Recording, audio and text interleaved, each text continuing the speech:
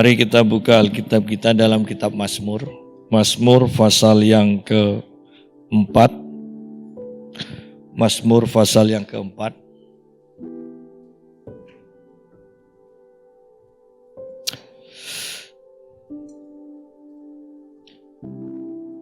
Doa pada malam hari untuk pemimpin biduan dengan permainan kecapi. Mazmur Daud.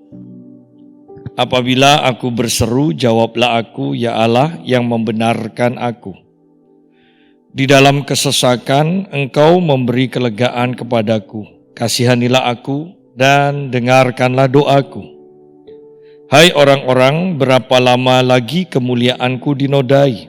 Berapa lama lagi kamu mencintai yang sia-sia dan mencari kebohongan? Selah. Ketahuilah bahwa Tuhan telah memilih baginya seorang yang dikasihinya. Tuhan mendengarkan apabila aku berseru kepadanya. Biarlah kamu marah tetapi jangan berbuat dosa. Berkata-katalah dalam hatimu di tempat tidurmu tetapi tetaplah diam. Selah. Kita berhenti sampai sini dulu. Dikatakan di perikopnya doa pada malam hari. Berarti doa ini terjadi setelah pemazmur mengalami banyak hal sepanjang hari. Ya. Dan doa itu dimulai dengan perkataan seperti ini. Apabila aku berseru, jawablah aku, ya Allah yang membenarkan aku. Saya membayangkan pemazmur berdoa minta jawaban Tuhan untuk membenarkan dia. Berarti ada orang-orang yang menuduh, yang menyalahkan pemazmur ini. Ada orang-orang yang merencanakan kejahatan, memfitnah mungkin, yang membuat pemazmur ini tertuduh sedemikian rupa, dan dia sendiri tidak bisa memberikan jawaban, atau kalaupun dia memberi jawaban bukannya reda tetapi masalah itu akan semakin ramai dan pemazmur diam. Tetapi di malam hari pemazmur berkata, apabila aku berseru, jawablah aku, ya Allah yang membenarkan aku. Ada hal-hal, ada masalah-masalah yang tidak bisa kita selesaikan dengan pembelaan kita. Dan satu-satunya jalan hanyalah datang kepada Tuhan dan minta Tuhan yang menyelesaikannya. Minta Tuhan yang membenarkan kita ketika orang-orang tidak percaya kepada kita, ketika orang-orang memusuhi kita, ketika orang-orang memfitnah kita. Kita tidak bisa membela diri, maka saat itulah saat yang tepat untuk datang kepada Tuhan dan berseru minta Tuhan bela, minta Tuhan benarkan. Seringkali kita itu berusaha sekuat tenaga untuk membela diri kita, membenarkan diri kita. Sudah tahu itu akan sia-sia karena di hadapan manusia, kalau kita hanya satu suara melawan 5 suara, melawan 10 suara, mau membela diri bagaimanapun percuma. Ya. Tetapi ketika kita berdiam diri dan berseru kepada Tuhan, maka pembelaan Tuhan, saya sering kali mengatakan hanya masalah waktu akan terbukti siapa yang benar, siapa yang salah.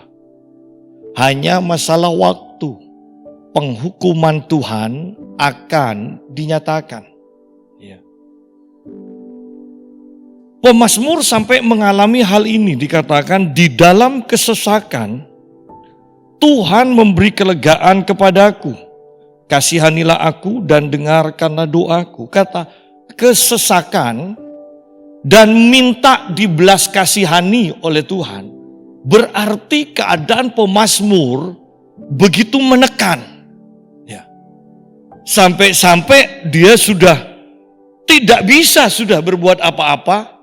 Dan Bukankah melalui kalimat-kalimat ini kita melihat kesedihan yang mendalam, kesusahan yang mendalam, ketidakberdayaan dalam kesesakan dikatakan. Dalam kesesakan, kasihanilah aku. Bukankah itu menggambarkan kesedihan yang sedemikian rupa? Dan luar biasanya, dalam keadaan seperti ini, masalah yang diizinkan oleh Tuhan ini, seringkali kita memang tidak bisa meminta pembelaan kepada siapapun juga. Bahkan orang-orang yang karib dengan kita pun, ada kalanya dalam keadaan kesesakan ini, mereka justru ikut-ikutan menyudutkan kita. Dan disinilah, dalam keadaan seperti inilah, pemazmur berkata, Tuhan yang memberi kelegaan. Ingat kalimat-kalimat dari Rasul Paulus, kami dihempaskan tapi tidak binasa. Kami putus asa dan sebagainya dan sebagainya. Ini juga ternyata yang dialami oleh pemazmur. Di dalam kesesakan Tuhan memberi kelegaan kepadaku. Tuhan yang memberi kelegaan. Yang menyesakkan pemazmur adalah orang-orang di sekitarnya. Ya. Jadi betapa pentingnya kita menyadari hal ini, bahwa kita itu kapanpun juga butuh Tuhan. Karena Alkitab katakan di dalam Injil Yohanes, manusia tidak bisa dipercaya. Sebaik apapun, mungkin 20 tahun, 30 tahun, belum tentu 31 tahunnya itu tetap baik. Oleh karena itu dikatakan Tuhan Yesus tidak mempercayakan dirinya kepada semua orang itu. Karena Yesus mengetahui hati mereka, dikatakan. Ya, di dalam Injil Yohanes dikatakan seperti itu. Oleh karena itu, ingat, boleh dan harus menjalin hubungan dengan manusia, tetapi jangan sampai kita mengandalkan manusia. Karena semakin kita mengandalkan seseorang, maka satu saat orang itu akan mengecewakan kita. Tetapi Tuhan tidak akan pernah mengecewakan. Dia adalah Allah yang setia, yang selalu siap untuk memberikan kelegaan kepada kita. Dan dia selalu membelas kasihani kita. Ya. Pemazmur katakan begini, ayat yang ke-3. Hai orang-orang, berapa lama lagi kemuliaanku dinodai? Berarti pemazmur difitnah, nama baiknya dihancurkan. Seringkali omongan-omongan kita bahkan tanpa sadar itu menjatuhkan orang yang kita bicarakan. Seringkali orang-orang tidak menyadari dampak dari perkataannya. Dan di sini pemazmur, yaitu Daud, berkata, hai orang-orang, berapa lama lagi kemuliaanku dinodai? Yang menyebabkan pemazmur mengalami kesesakan, yang menyebabkan pemazmur minta dibelas kasihani oleh Tuhan. Kemuliaan pemazmur dinodai, berarti dia difitnah, dia dijelek-jelekkan. Ya. Sidang jemaat, hati-hati ketika kita menjelek-jelekkan seseorang.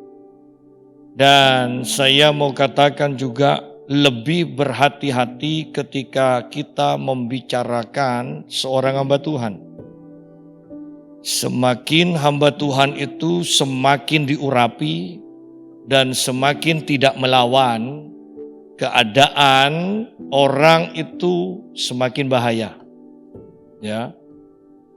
Perhatikan, semakin seseorang itu diurapi dan ketika dinodai kemuliaannya, ketika dijelek-jelekkan, dia tidak melawan, maka orang yang menodai kemuliaan orang yang diurapi ini keadaannya semakin berbahaya. Seringkali saya walaupun bukan dengan orang Kristen, kalau sudah bergurau dan kebangetan, saya katakan begini, sengak tengate, engkau renu Latin, sengak keneng belet. Ya. Dan yang mengerti maksud saya dan tahu pekerjaan saya, mereka akan katakan, iya karena sengak jimuneng nak kiai.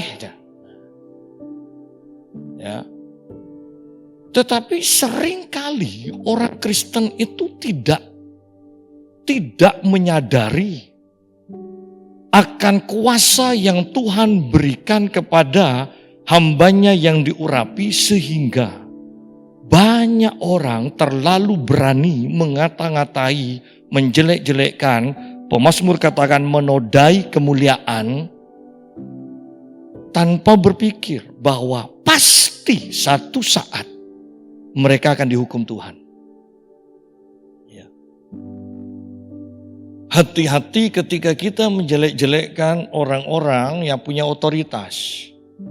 Anak-anak, sejelek apapun orang tuamu, jangan pernah menodai kemuliaan dari orang tuamu.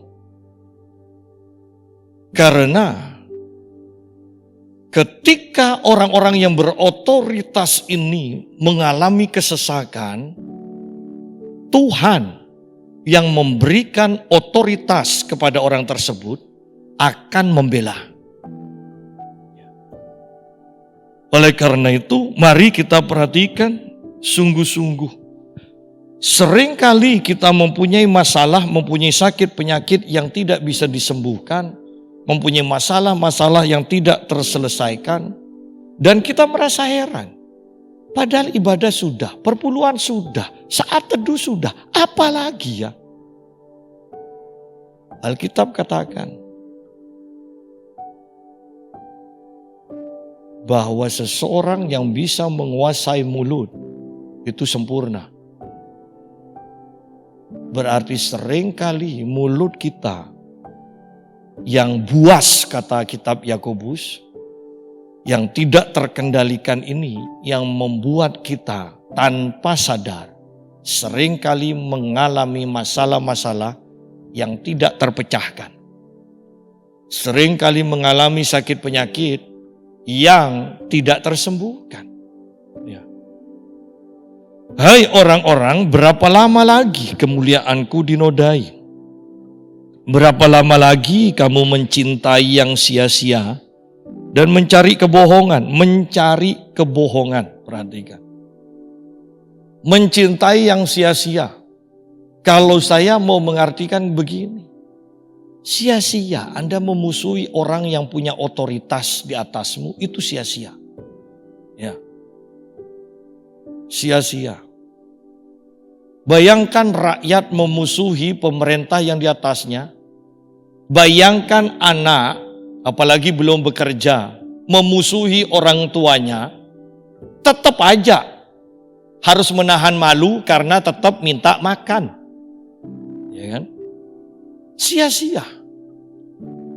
Oleh karena itu kita sungguh-sungguh harus berhati-hati. Karena di akhir zaman ini saya tetap mau mengatakan tanpa bosan, tuntutan Tuhan atas hidup kita adalah kesempurnaan. Kesempurnaan. Ya. Ayat yang keempat, ketahuilah bahwa Tuhan telah memilih baginya seorang yang dikasihinya. Tuhan mendengarkan apabila aku berseru kepadanya. Ya. Nah, yang harus dikejar oleh semua orang semua jemaat Tuhan menjalin hubungan sedemikian rupa, sedekat mungkin, seakrab mungkin dengan Tuhan, sehingga kita ini menjadi pribadi yang sangat dikasihi Tuhan. Sehingga ketika mengalami apapun, belum sampai berseru, Tuhan akan membela kita. Itu yang kita butuhkan. Ketahuilah bahwa Tuhan memilih baginya seorang yang dikasihinya. Bahasa saya secara sederhana saya mau katakan begini. Bahwa engkau membuat aku dalam kesesakan. Engkau menodai kemuliaanku. Engkau memfitnah aku. Tetapi ketahuilah, aku adalah orang yang dikasihi Tuhan. Ketika aku berseru, Tuhan akan jawab aku. Ketika aku minta pertolongan Tuhan, Tuhan tolong aku. Ketika aku minta pembelaan Tuhan, Tuhan akan bela aku. Sebenarnya itu. Dari ayat yang kedua sampai ayat yang keempat, sederhananya seperti itu. Ya. Aku adalah orang yang dikasihi Tuhan. Hati-hati ketika engkau membuat aku sesak. Ketika engkau menodai kemuliaanku, hati-hati. Ya, itu loh yang pemazmur mau katakan. Ya. Ketahuilah bahwa Tuhan telah memilih baginya seorang yang dikasihinya. Tuhan mendengarkan apabila aku berseru kepadanya. Bahkan jemaat, semakin kita dikasih Tuhan, bukankah kita mengetahui peraturan atau hukum yang Tuhan berikan? Ampunilah musuhmu. Kenapa? Karena Tuhan yang akan membela. Tuhan yang akan menghukum musuh kita. Ya. Pasti itu. Jadi Tuhan menyuruh kita untuk mengampuni. Bukan supaya orang itu tidak mengalami penghukuman. Bukan. Tuhan menyuruh kita mengampuni supaya Tuhan segera menghukum orang itu. Ya. Kalau kita belum bisa mengampuni, orang yang bersalah kepada kita tidak akan mengalami penghukuman dari Tuhan. Justru kita sendiri yang memberikan tempat kepada iblis untuk berpijak di dalam hati kita. Tetapi ketika kita sudah mengampuni, maka Tuhan akan segera bekerja. Paling enak itu kalau ada yang memusuhi, yang menyakiti kita, yang menjelek-jelekkan kita. Sudahlah, tidak usah terlalu banyak pikir. Sebut namanya, Tuhan, aku serahkan si A ke dalam tanganmu. Selesai. Ya. Serahkan aja dan lupakan. Karena Tuhan pasti ingat. Ya. Tuhan pasti ingat doa kita. Tetapi kita sendiri bisa menjaga hati. Tidak membiarkan iblis berpijak di dalam hati kita. Karena kebencian, karena kemarahan, karena tidak bisa mengampuni. Serahkan aja ke Tuhan. Ya. Ketahuilah bahwa Tuhan telah memilih baginya seorang yang dikasihinya. Tuhan mendengarkan apabila aku berseru kepadanya. Biarlah kamu marah, tetapi jangan berbuat dosa. Saya selalu katakan, kalau lagi marah, diem. Ya. Kalau lagi marah, jangan mengerjakan sesuatu. Kalau lagi marah, jangan berkata-kata. Diam. Ya. Karena ketika kita melakukan aktivitas, ketika kita berbicara dalam kemarahan, maka dosa akan dinyatakan melalui hidup kita. Biarlah kamu marah, tetapi janganlah berbuat dosa. Berkata-katalah dalam hatimu, di tempat tidurmu, tetapi tetaplah diam. Tetaplah diam. Sudahlah, kita semua boleh marah dalam hati. Ya, sepuas-puasnya. Jangan sampai keluar suara. Ya. Tetapi kan repot, darah tinggi sendiri kan kita. Ya. Sebaliknya, kalau kita mengucapkan kata-kata keluar, ingat bahwa perkataan kita adalah, Yesus katakan perkataan itu roh. Kalau firman yang keluar, kalau kebaikan yang keluar, maka roh dan kehidupan. Tapi kalau kebencian, maka roh kematian yang keluar. Artinya ketika kita mengucapkan perkataan, ingat, ada setan yang selalu di dekat kita. Perkataan kita yang negatif itu merupakan izin bagi setan untuk melakukan apa yang kita ucapkan. Izin. Sebaliknya, perkataan yang benar sesuai dengan firman Tuhan merupakan izin kepada para malaikat untuk melakukan, menggenapi apa yang kita katakan. Perkataan kita adalah roh dan kehidupan. Sederhananya, perkataan kita adalah roh kehidupan. Yang namanya roh kehidupan itu mampu mencipta. Yang namanya roh kehidupan itu akan menyembuhkan. Yang namanya roh kehidupan akan memberkati. Tetapi roh kematian, kita tahu, kehancuran, sakit penyakit, penderitaan, kemiskinan, itu yang akan terjadi. Ya. Hati-hati kembali, karena ini akhir zaman, Tuhan menuntut kesempurnaan kita. Di dalam kitab Efesus pasal yang keempat, ayat yang ke-26 dan 27.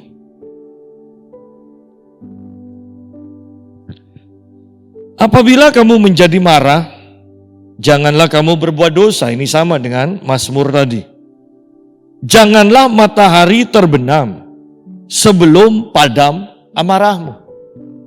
Ya. Sederhananya adalah kalau marah jangan lama-lama. Enggak Pak, hanya 24 jam.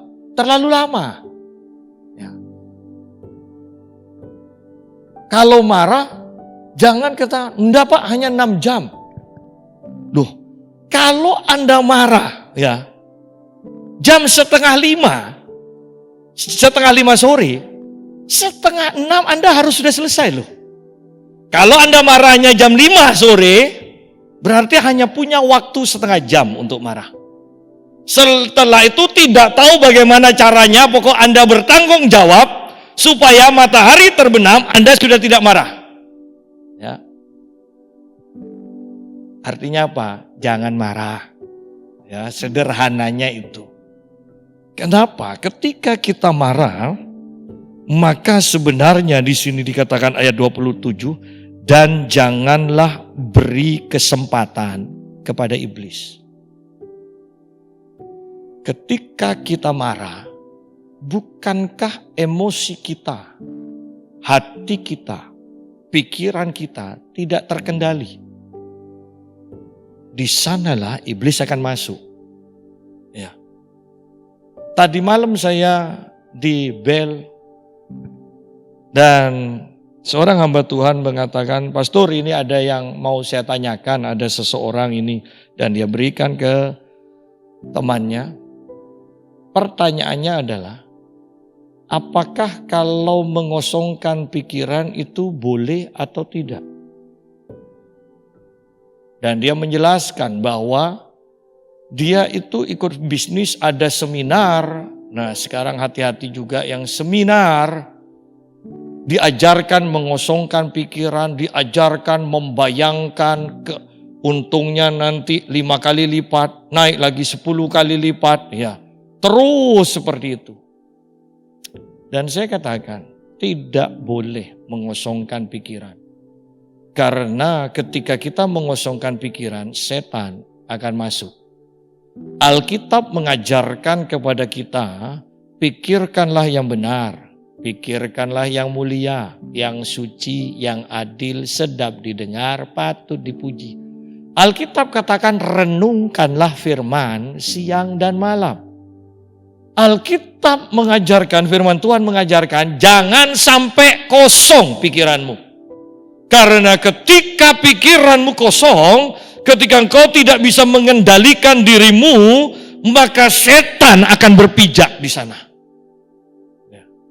Setan akan berpijak. Sekarang banyak orang Kristen, terutama ibu-ibu, ya, ibu-ibu muda, tidak bisa dikasih tahu, jangan ikut yoga, tidak bisa dikasih tahu. Padahal semua sikap yoga itu adalah sikap penyembahan kepada roh-roh jahat. Saya paling ingat ketika melayani di Surabaya, seorang ibu muda. Dia datang kepada saya dan katakan, "Pastor, doakan lutut saya ini sakit." Dan ketika saya berdoa tumpang tangan, tiba-tiba wanita ini langsung terbang. Terbang, itu kakinya tidak nyentuh tanah lagi. Dan saya katakan dalam nama Tuhan Yesus turun. Dan turun. Saya doakan lagi. Dia kayang. Baru saya terbuka. Ya, kamu ini ikut yoga. Oh iya pastor. Tapi sudah lama, perhatikan. Sudah lama, 2 tahun saya sudah berhenti. Kenapa? Karena dia katakan, bahkan kalau dia ke mall, itu kalau sudah cakranya, katanya cakra istilahnya, padahal itu tenaga dalam. Tenaga dalam itu bukan tenaga dari kita. Tenaga dalam itu artinya ada roh jahat yang sudah masuk ke dalam diri kita yang diaktifkan. Dia katakan bahkan di mall, di tempat ramai, kalau cakra ini sudah naik, saya tidak akan bisa mengendalikan diri. Jadi saya pasti langsung lari ke toilet, cari tempat yang sepi, dan di sana saya berusaha menahan sedemikian rupa. Sudah tidak bebas lagi. Kenapa? Karena memberi tempat kepada iblis. Oleh karena itu jangan remehkan ayat yang sangat pendek ini, ayat 27. Janganlah beri kesempatan kepada iblis. Kita harus bisa menguasai diri kita, menguasai pikiran kita. Ingat beberapa kali yang sudah saya sampaikan kesaksian saya, seorang anak muda. Dia bisa kerasukan, penyebabnya sepele. Pernah jatuh dari pohon kelapa. Ketika dia jatuh dari pohon kelapa, dalam ketakutannya dia berteriak. Dan pada waktu dia takut, setan masuk ke dalam dirinya. Ingat yang punya anak, jangan sering nakut-nakuti anak. Bahkan bikin kaget sampai anak itu langsung menjerit takut dan menangis. Karena pada waktu itu setan masuk ke dalam anak itu. Ya. Seorang ibu minta didoakan kepada almarhum Derek Prince. Itu jari-jarinya semuanya bisa sampai bengkok-bengkok. Baik kaki maupun tangan itu bengkok. Bahkan ada yang sampai kelipet-kelipet seperti ini jarinya. Ya. Dan ternyata ketika ditanya jawab di konseling, ibu ini pernah ditakut-takuti oleh orang tuanya. Di satu malam dia diceritakan dan dia dibikin kaget. Dan ketika masalah ini diselesaikan, tiba-tiba jarinya kembali mulai normal dan lurus pada saat itu juga. Anda bisa bayangkan, jangan beri tempat kepada iblis. Kuasailah dirimu sedemikian rupa. Jangan biarkan pikiranmu tidak terkendali. Orang kalau marah, orang kalau sudah benci kan sudah tidak bisa mengendalikan pikirannya kan. Padahal saya bayangkan begini, Tuhan Yesus sudah pakai corong, ampuni, hoi, hoi, ampuni, hoi. Ya kan? Tetapi tetap aja maunya sih ngampuni. Kemudian kita katakan, tapi tidak bisa. Padahal kalau sudah firman Tuhan katakan ampuni, kita mau, maka firman Tuhan punya kuasa untuk membuat kita mengampuni. Tetapi perkataan ini ada kebenarannya, tanda kutip saya katakan. Maunya nurut ngampuni, tetapi tidak bisa. Berarti kan sudah tidak bisa mengendalikan dirinya, pikirannya kan? Tidak bisa. Dan ketika kita tidak bisa mengendalikan pikiran kita, hati kita, diri kita, maka sebenarnya kita sedang memberikan kesempatan, bahasa aslinya mengatakan tempat berpijak kepada iblis. Bukan kesempatan, tempat berpijak. Sedikit kan? Hanya satu kaki tempat berpijak. Tapi kalau pintu Anda bisa bayangkan, pintu ditutup, kalau tamunya itu sudah masukkan kaki satu begini. Satu. Ini akan diseret terus masuk orang itu. Demikian ini loh maksudnya ini. Bahwa sekali kita memberi tempat berpijak kepada iblis, kan wajar marah. Kan wajar mencaci maki. Orang terlalu nyakiti sih. Mungkin kita mengatakan seperti itu. Tetapi itu yang wajar, yang sedikit. Lama-lama akan semakin luas. Apalagi kalau sudah marah ya. Belum pasti juga kebenarannya kita sudah marah. Kalau kita sendiri biasanya terus mikir. Kalau sudah pikir, wah nanti ini melanglang kemana-mana, kita semakin marah. Bayangkan suami istri yang tengkar, itu kalau tidak langsung diselesaikan, ini pikiran nanti macam-macam kemana-mana. Ya, kemana-mana, ujung-ujungnya nanti, wah lebih baik cerai kalau begini terus, cerai.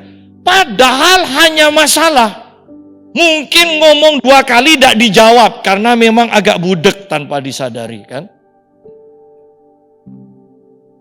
Tapi kan kalau sudah 2 kali tidak dijawab kan kita bisa marah.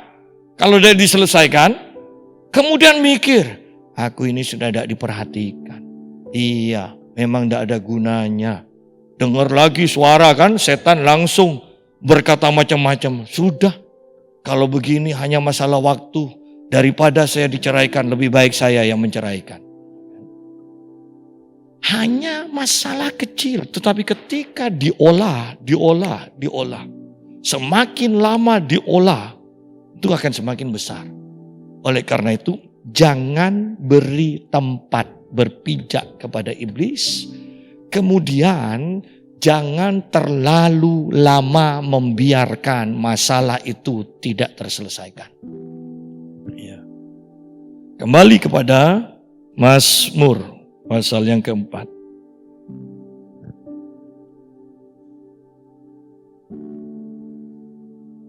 Ayat yang ke-6. Persembahkanlah korban yang benar dan percayalah kepada Tuhan. Bahwa ketika kita marah, benci, tidak mengampuni, maka persembahan kita menjadi persembahan yang tidak benar. Yesus katakan, ingat ya, kalau kamu mau memberikan persembahan di Matius pasal yang ke-5, kalau kamu ingat saudaramu, hati saudaramu yang ada masalah denganmu, tinggalkan persembahanmu dulu, jangan dipersembahkan, taruh dulu, datangi, selesaikan, datangi orang yang sakit hati, yang ada masalah denganmu, yang engkau sudah sakiti hatinya, datangi dan selesaikan. Baru setelah itu berikan persembahan. Pemazmur di sini perhatikan ayat 5 berbicara tentang kemarahan. Ayat yang ke-6 langsung di bawahnya mengatakan persembahkan korban yang benar.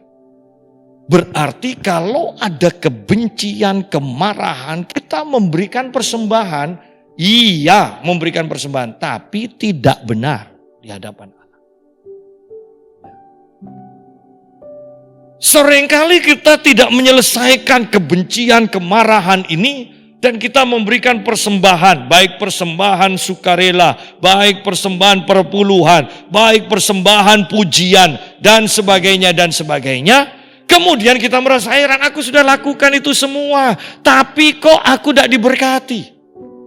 Karena persembahan kita di hadapan Tuhan tidak benar. Penyebabnya adalah kemarahan, kebencian, tidak mengampuni.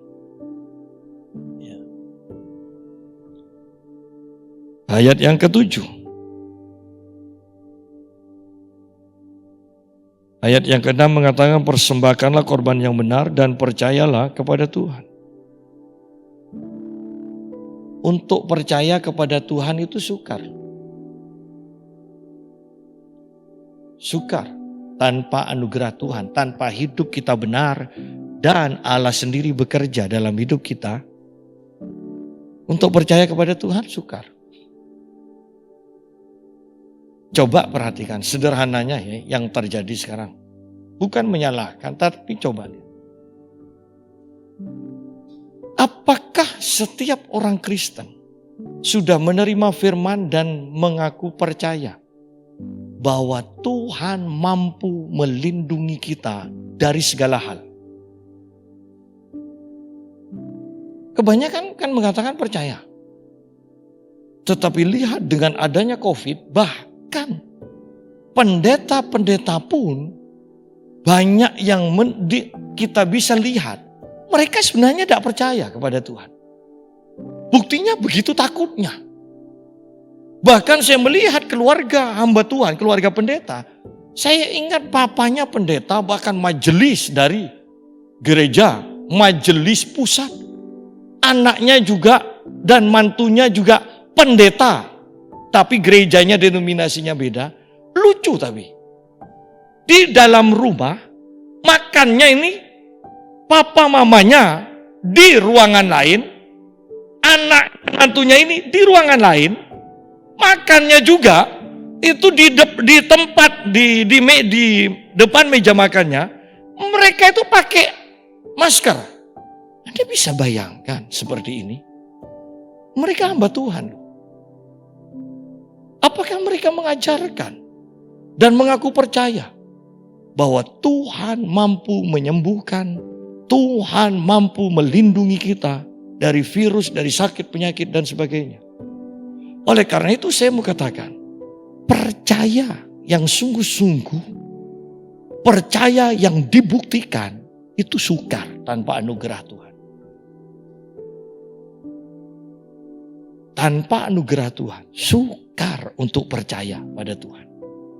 Tanpa hati yang bersih,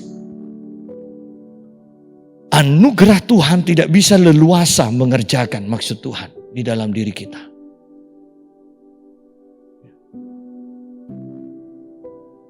Banyak orang yang merasa dirinya percaya. Tetapi tindakan dan perkataan akan membuktikan bahwa sebenarnya orang itu tidak percaya.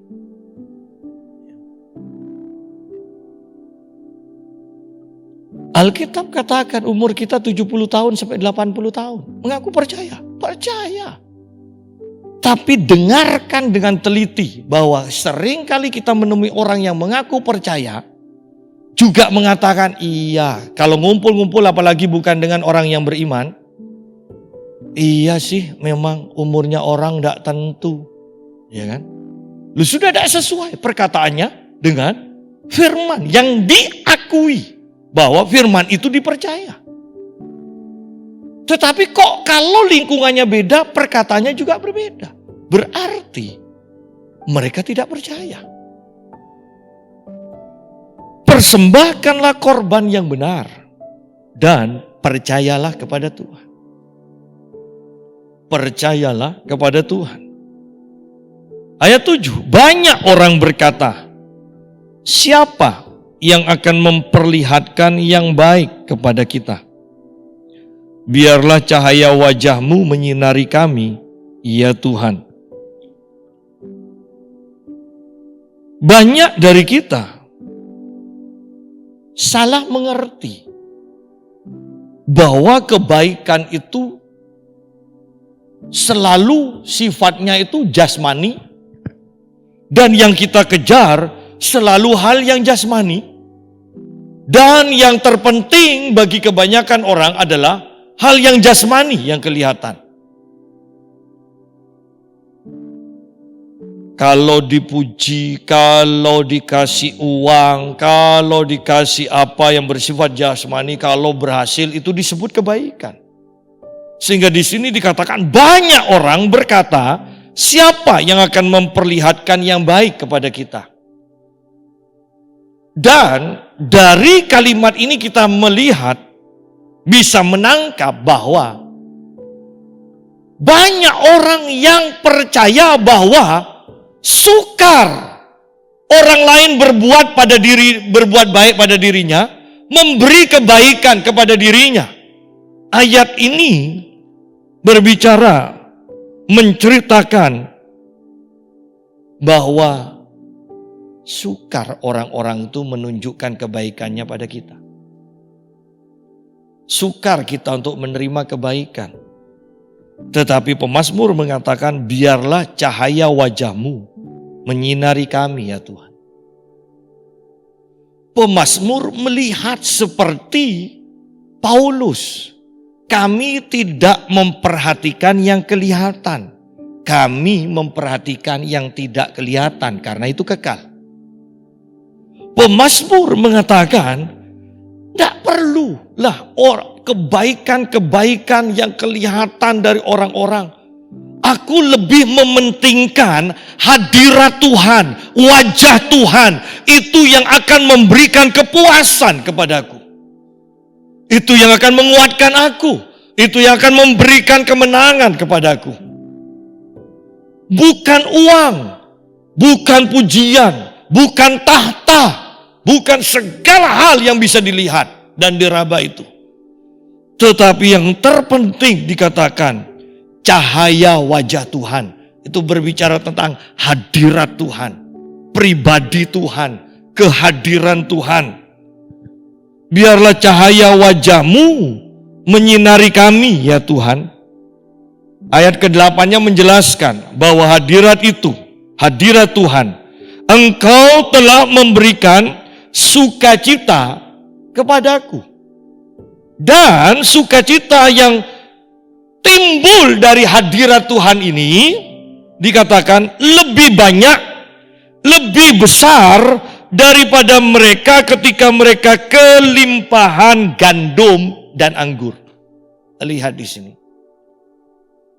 Sukacita yang ditimbulkan oleh hadirat Tuhan jauh lebih besar daripada sukacita yang ditimbulkan oleh gandum dan anggur bersifat jasmani. Apakah itu berkat, apakah gaji, apakah bonus dari pekerjaan, sukacita juga. Tetapi pemazmur menjelaskan dengan teliti bahwa sama-sama sukacita. Tetapi jauh lebih besar sukacita dari Tuhan. Dan jauh lebih awet sukacita dari Tuhan. Ya kan? Kalau kita gajian tanggal 1 kan sukacita. Belum tentu loh sampai tanggal 10. Ya. Tetapi kalau sukacita dari Tuhan. Dan Alkitab katakan, Tuhan beserta kita. Tuhan di dalam kita. Dan Tuhan tidak berubah. Dan Tuhan kekal. Berarti sukacita yang dari Tuhan akan terus ada di dalam kita dimanapun kita berada dan kapanpun juga. Sehingga kita akan sampai dalam level di mana kita berani berkata, ketika ditanya, ingin apa? Enggak, sudah cukup. Tuhan itu cukup bagi kita. Mazmur 23 mengatakan, Tuhan adalah gembalaku. Seorang anak mengatakan ketika disuruh menghafal, dia katakan, Tuhan adalah gembalaku. Itu cukup. Itu cukup. Ketika kita mengaku percaya kepada Tuhan, tetapi kita masih kurang dalam segala hal, merasa kurang dalam segala hal, percaya kita kepada Tuhan patut diragukan. Anak saya sampai mengatakan ketika adiknya bertanya, coba tanya tuh ke papa, ingin apa? Sudahlah, kalau papa tidak usah ditanya, pasti tidak ingin apa-apa. Jawabannya paling ingin Tuhan. Tidak usah ditanya, kata anak saya. Karena memang ketika saya seringkali katakan begini, bahwa kalau kita mengalami hadirat Tuhan, maka kita tahu kita tidak butuh yang lain. Tetapi pernyataan ini tidak akan bisa diterima oleh orang-orang yang tidak pernah mengalami perjumpaan dengan Tuhan. Mereka tidak tahu apa yang kita omongkan ini, tidak tahu. Ya. Kekristenan adalah pengalaman, bukan teori.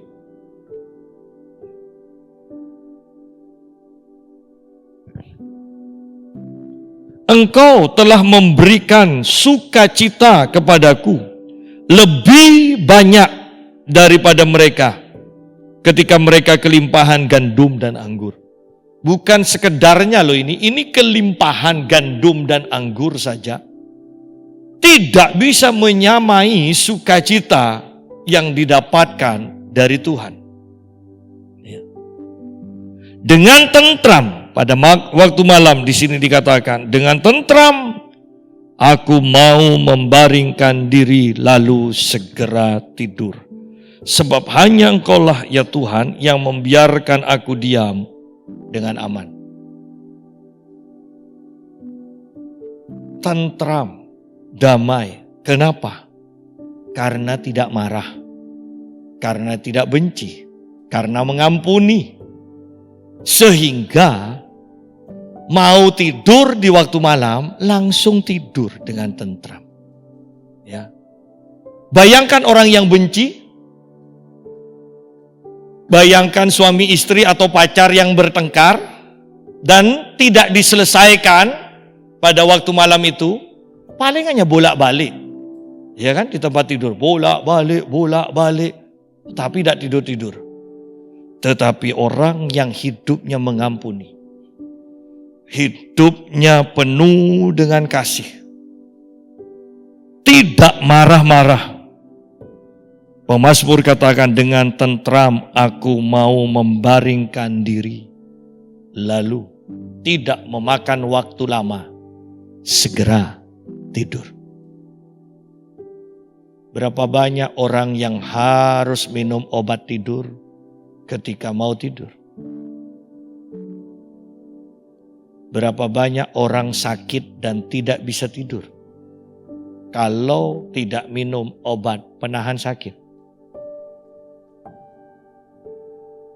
Sumber kehidupan, sumber kesehatan ada di dalam hati kita. Ketika hati kita benar, selaras dengan firman Tuhan, tidak benci, tidak marah, maka aliran sungai kehidupan ini akan mengalir dengan bebas dalam setiap sel-sel tubuh kita, dalam setiap organ-organ tubuh kita. Tuhan akan menyembuhkan dan memberi kesehatan kepada kita. Orang yang tidak mau mengampuni akan banyak penyakitnya. Apakah mungkin karena diawali oleh tidak bisa tidur dengan nyenyak? Karena benci, karena marah, kepikiran terus, sehingga tidak bisa tidur dengan nyenyak. Menurut kesehatan, orang yang tidak bisa tidur dengan nyenyak, orang yang kurang tidur, maka mulai organ-organ tubuhnya, sel-sel sarafnya, semuanya menjadi kacau. Hormon-hormonnya menjadi kacau. Dan bukankah kalau hormon kita kacau, paling gampang, sel kanker itu akan menjadi kacau juga. Sidang jemaat, tidak ada orang yang bisa menyembuhkan penyakit kanker kecuali taat pada firman Tuhan. Ampuni orang yang engkau benci dan mulai tidur dengan nyenyak, dan engkau akan disembuhkan oleh Tuhan. Dengan tentram aku mau membaringkan diri lalu segera tidur. Dan kita merasa aman, sebab hanya Engkaulah ya Tuhan yang membiarkan aku diam dengan aman. Ketika kita tidur, yakinlah Tuhan melindungi kita. Pemazmur katakan di dalam ayat pasal yang ketiga kan, ini yang sering beberapa kali saya sudah sampaikan, ayat yang ke-6, aku membaringkan diri lalu tidur, aku bangun sebab Tuhan menopang aku.